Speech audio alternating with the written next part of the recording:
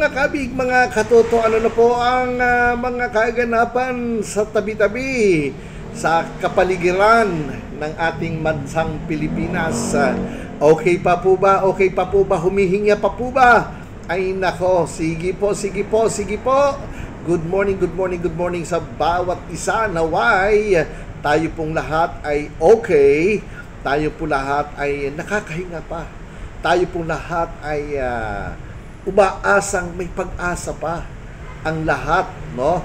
Kung ang lahat ay di ba, nangangarap na isang araw, isang iglap magbabago ang lahat.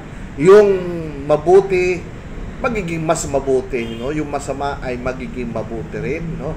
Walang masama, lahat Alright, so sige po mga kabig, sa ngayon po ang ating kwentuhan ngayon dito sa Ikaw at Barangay Kasama, si Barangay Secretary Imog. Syempre, ang walang kamatayang BSKE, no?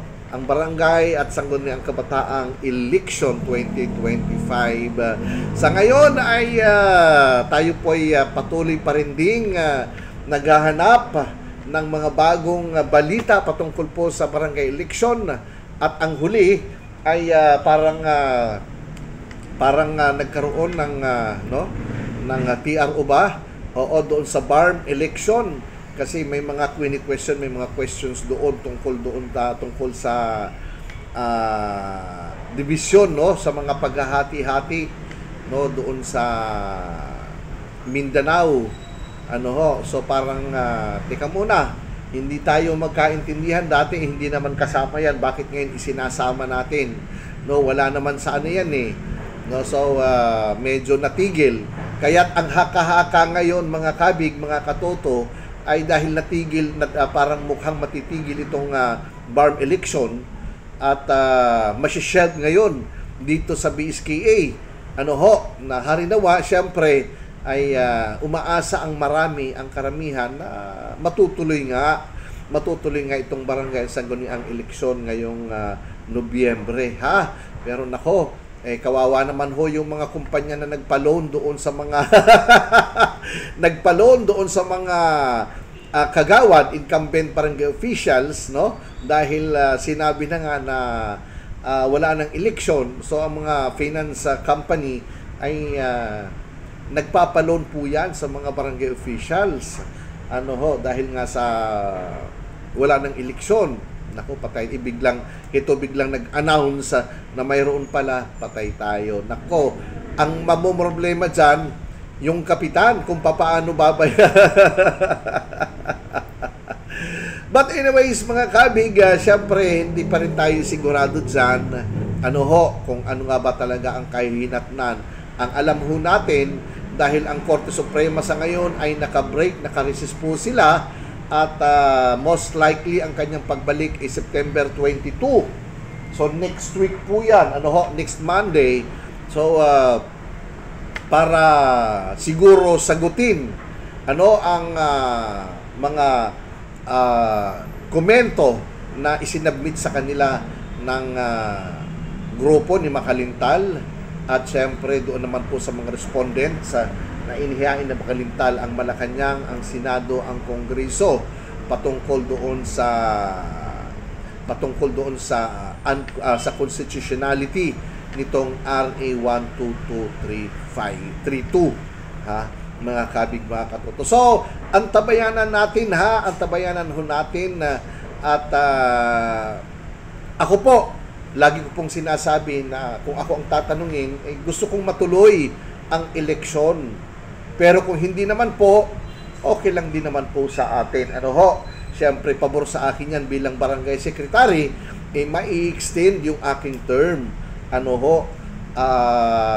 Na makapaglingkod, siyempre tumanggap pa rin din ng honoraria. Diba? Pabor sa amin ho yung mga incumbent barangay officials. Pero kahit na tumatanggap po tayo, hindi ho ako pabor doon sa hindi matutuloy ang eleksyon. Gusto kong matuloy ang eleksyon dahil ulit ang aking kagustuhan na mapalitan ang mga incumbent barangay officials na hindi naman po gumagawa, hindi naman po kumikilos, wala naman pong patutunguhan ano ho, at magsasuffer lang ang community, ang mamamayan ng isang barangay kung ang kanilang punong barangay, kung ang konsiho ay wala naman pong pakinabang. Ano ho? So, pabor ho ako na matuloy ang eleksyon this year, 2025. Di ba? Kahit na tayo po ay tumatanggap ng honoraria. Ano ho? So, harinawa, yung kagustuhan ng nakararami ang masusunod, mga kabig. Harinawa ay pakinggan ng Korte Suprema ang mga komento, ang mga hinaing, ang mga